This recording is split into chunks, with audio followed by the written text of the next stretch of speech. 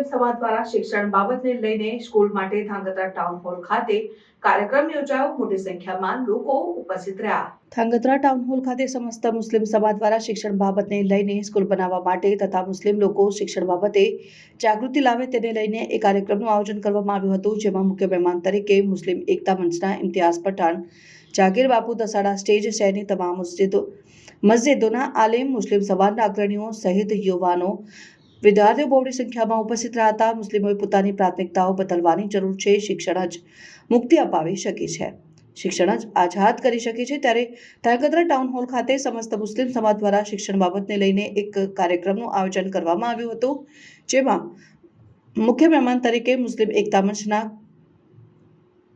Convener Imtiaz Pathan, જાગીર બાપુ Dasada, stage શહેરની તમામ મસ્જિદોના આલિમ, મુસ્લિમ સમાજના અગ્રણીઓ સહિત યુવાનો, વિદ્યાર્થીઓ બહોળી સંખ્યામાં ઉપસ્થિત રહ્યા હતા. જેમાં મુસ્લિમ એકતા મંચના ઇમ્તિયાઝ પઠાણ દ્વારા જણાવવામાં આવ્યું હતું કે મુસ્લિમ સમાજમાં માતા પિતા તેમના સંતાનોના શિક્ષણ પ્રત્યે કેટલા અસંવેદનશીલ છે, જેમાં મુસ્લિમ વિદ્યાર્થીઓને એવું માનીને બ્રેન વોશ કરવામાં આવે છે કે સરકારી નોકરીઓ મળતી નથી, અન્યાય થાય છે.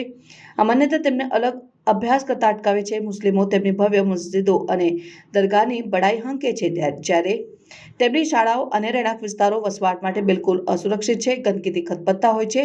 મુસ્લિમ યુવાનો અને ઘણી મહિલાઓ પણ બહારના ભાગે બેસીને ગુટખા મસાલા થૂકતા હોય છે. ત્યારે ઇમ્તિયાઝ પઠાણ આહવાન કરીને કહેલ સાથે મળીને વ્યસન મુક્તિ કરીને શિક્ષણ તરફ આગળ વધીને તેઓ આહવાન કરવામાં આવ્યું હતું. મુસ્લિમ એકતા મંચના કન્વીનર ઇમ્તિયાઝ પઠાણ દ્વારા વધુમાં જણાવવામાં આવ્યું હતું કે હું ઈચ્છું છું કે મુસ્લિમ બૌદ્ધિકો તેમજ ધાર્મિક ગુરુઓ હવે ગાઢ નિદ્રામાંથી જાગે. મુસ્લિમોએ પોતાની પ્રાથમિકતાઓ બદલવાની જરૂર છે, નહીં તો આવનારા દિવસોમાં તેઓ પોતાને હાલ કરતાં પણ વધુ ખરાબ અવસ્થામાં જોવા મળશે. ઇમ્તિયાઝ પઠાણ, કન્વીનર મુસ્લિમ એકતા મંચ ગુજરાત. આજ રોજ ધાંગધ્રા સુન્ની મુસ્લિમ જમાત દ્વારા એક શિક્ષણ ઉપર સમાજમાં અવેરનેસ આવે, યુવાનો મુખ્ય પ્રવાહમાં ભળે, વ્યસનથી મુક્ત થાય અને પોતાનો સામાજિક, આર્થિક અને શૈક્ષણિક વિકાસ સમાજ કઈ રીતે કરી શકે, આ વિષય ઉપર મુસ્લિમ સમાજના આગેવાનો, રાહબરો, ચિંતકોની એક બેઠક મળી હતી.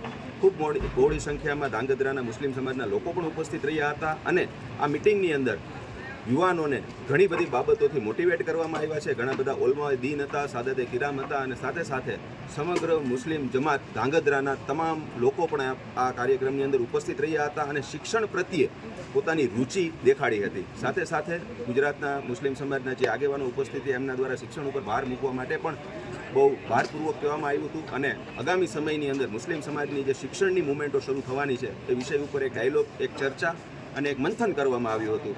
એ તકે તમામ સમાજના આગેવાનોએ પોતે સાથે મળી અને સમાજની અંદર શિક્ષણનો વ્યાપ વધે, યુવાનો મુખ્ય પ્રવાહમાં ભળે અને વ્યસનથી દૂર થાય, આ તમામ બાબતો ઉપર કામ કરવા માટે કરીને આહવાન કરાયું હતું. સમાચારોની ઝડપી અપડેટ માટે હમણાં જ સત્ય સ્વરાજ ન્યૂઝ ચેનલને લાઇક, શેર અને સબસ્ક્રાઇબ કરો.